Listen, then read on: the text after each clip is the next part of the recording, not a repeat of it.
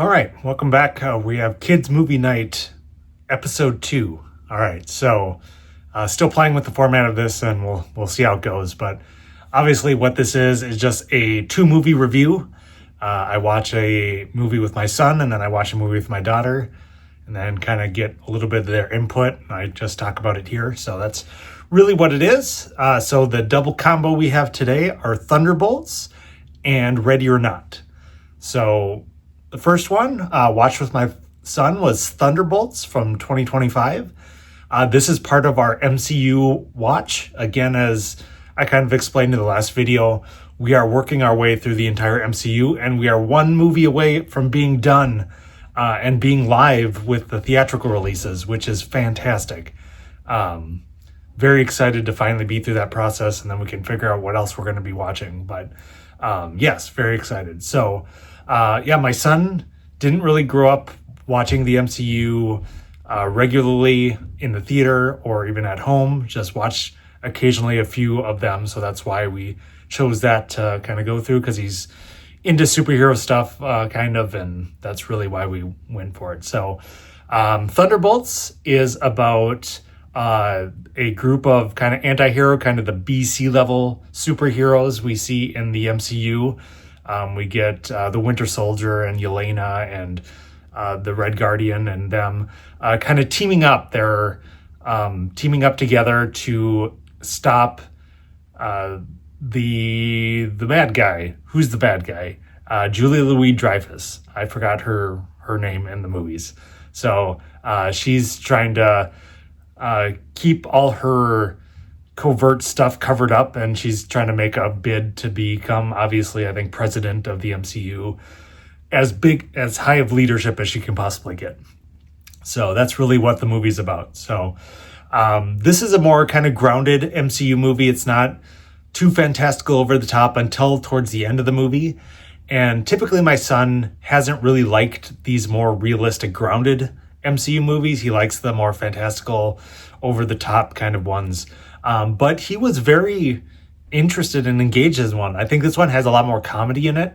That's why we see, like with Bob, there's a lot of just awkwardness comedy that we get out of it. And between the group and Thundergroup, the Red Guardian alone is just a walking joke the entire movie. So I think he really enjoyed the amount of levity in the film and really enjoyed that aspect of it. So that's why I think he overall kind of liked this movie more. For me, this movie deals heavily with like mental health issues, drug addiction, alcohol addiction, and mental health issues. The first two I mentioned, I'm not really a big part of my life. Directly for me, aspects of it in my life has come up, but more the mental health aspect. A lot of you may or may know, who watch this, because you're a lot of my friends on this, know I suffer from OCD.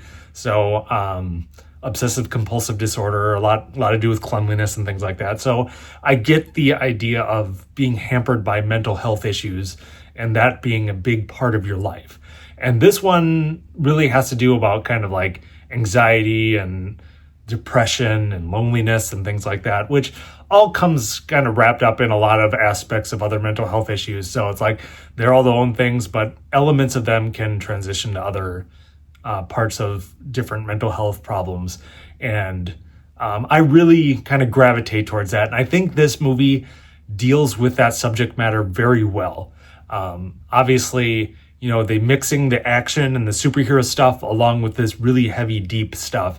And it really gets portrayed with your big villain, the Void character of the century.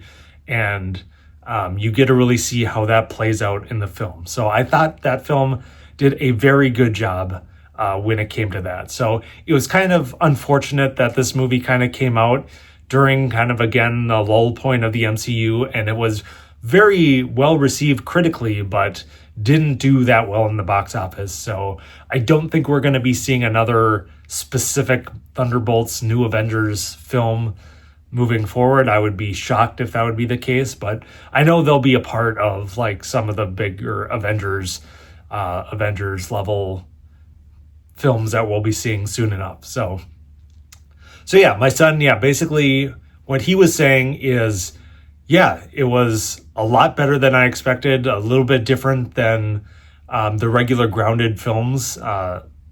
And he was really pleasantly surprised by that. So that was really good to hear, because I was really nervous that he would be just super bored by it.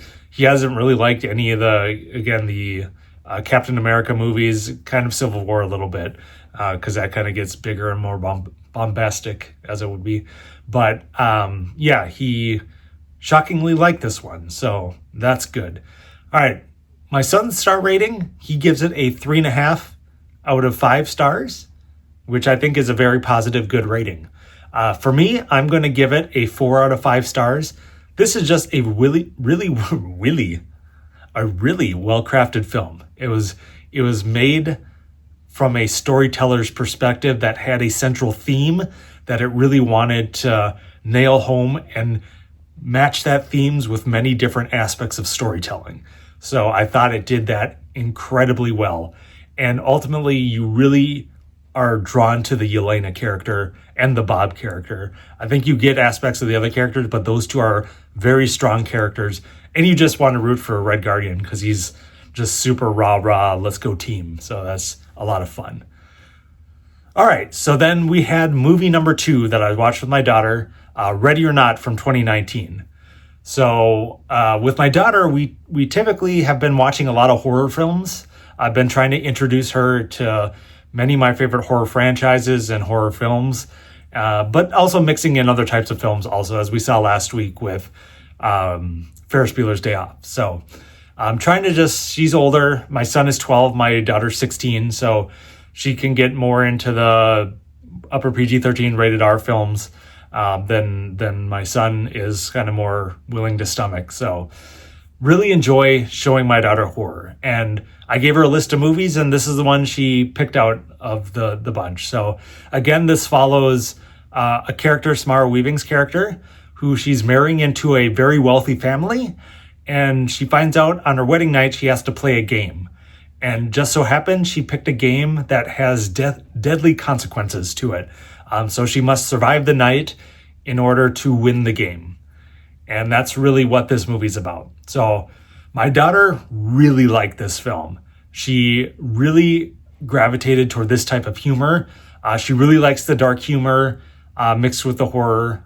She's just really engaged with that. I think she's really focused on watching a lot of humorous things lately. So we've been trying to watch some comedies and things like that. So I think this was a good mix of showing her films that have horror and comedy and blending it all together. There's a few other films that I have on this slate that I'd kind of like to show her that's in this similar vein. So yeah, she wanted to actually see some more over the top gore and horror towards some of the characters she didn't like. She's very much a vengeful, spiteful person that if she doesn't like the characters, she wants something really bad to happen to them. So that's a lot of fun. So for me, I adore this film. I love it so much. It's just a fun ride through and through. You get to go on the ride with your main character, but also get to know all these side characters. And you have the sister that's taking drugs, the older brother that you learn to have a roller coaster ride with. Do you trust him? Do you not trust him? Ultimately, you end up trusting him and wishing the best for him. Obviously, if you've seen the film, you know what happens to him. And then all the other side characters, a lot of humorous little things that go on with them. And then you have the mother and father of the family who you ultimately despise and just want to see them get their comeuppance. So a lot of fun. I like fun movies that just take you on a ride and let you kind of escape your thoughts and just like go along with it, go along with the ride. Those are the types of films that really I gravitate towards, I should say. So this one is definitely high on my list, and I'm very excited to watch the sequel that actually came out this weekend. So it's just kind of good fortuitous. I think I had been talking to my daughter about wanting to go see the sequel and showing her this one, but I wasn't going to force her to watch this one. I just wanted to present it as an option, and she picked it and ended up really liking it. So she's really excited about going to see the sequel. So that's going to be a lot of fun. All right, so my daughter ended up going with 4.5 out of 5 stars on this one. Very high praise. That's very high for her list. So that's awesome to see. Glad I got to show her something she really enjoyed. For me, I'm going with 4 out of 5 on this one. Again, just super fun movie. Get a lot of good over-the-top gore. I would have liked it to get a little bit more, maybe more gore, more deaths throughout the film, but you get a decent amount throughout the film. So most of them are to comic effect, and it would have been nice to see. I think if there was a little bit more cannon fodder in this film, may have bumped up the score a little bit for me. But all right, so that's the kids movie night. All right, so please do all the fun things, like, comment, subscribe. Let me know what you think of each of these films. Let me know if you agree with my ratings or the kids' ratings, or kind of what you think overall. Really appreciate it. So I'm going to try to continue doing this. Hopefully people enjoy it. I enjoy doing this. Again, might still play with kind of how I'm going to format this and go about doing it, but I think it's just kind of a double review of kind of typically older films. So that's what we're going to do. All right. Well, thank you again. And if I don't see you again, bye forever.